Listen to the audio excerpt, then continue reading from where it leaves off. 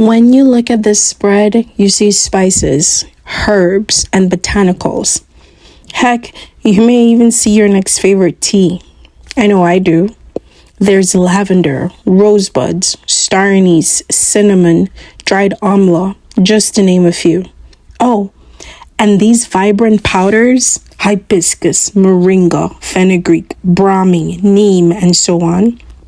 These are the contents of my fine low porosity type 4 hair's final lubrication phase. You see, most Ayurvedic oils are formulated for the scalp, and that's great. But my scalp does not like to be oiled too often. My strands, on the other hand, though, loves the feel of oils on its shaft. And this here is the potent Ayurvedic recipe I put together for that lubrication.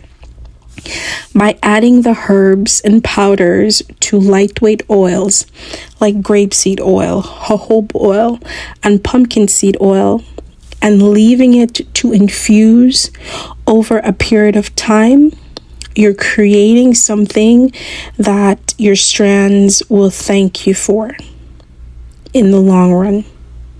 Most of these botanicals can be found in your pantry right now.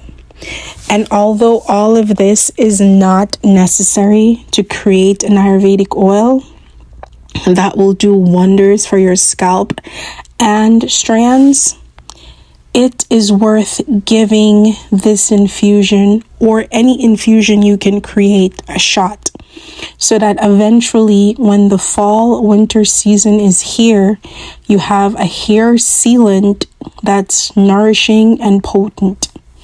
Now, I do not believe in excess, and this may seem like overkill, but these herbs, spices, powders, and botanicals have worked well on my hair in moderation. And by combining them, I've created something my strands will appreciate. Your hair is always communicating with you. Your scalp tells you what it likes and don't like. And your strands, the part that's visible, screams when something is working or not working. Are you listening though? My hair responds to what I give it, and it loves each of these ingredients.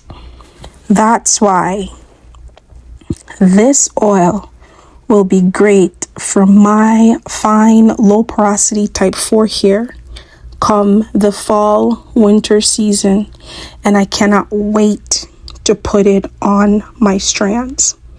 It was great combining these oils together. I fumbled a lot, but eventually I was able to create this, and I look forward to using it on my strands. Will you give an infusion a try for this winter season? Let me know in the comments below. Stay rooted, stay consistent, keep growing.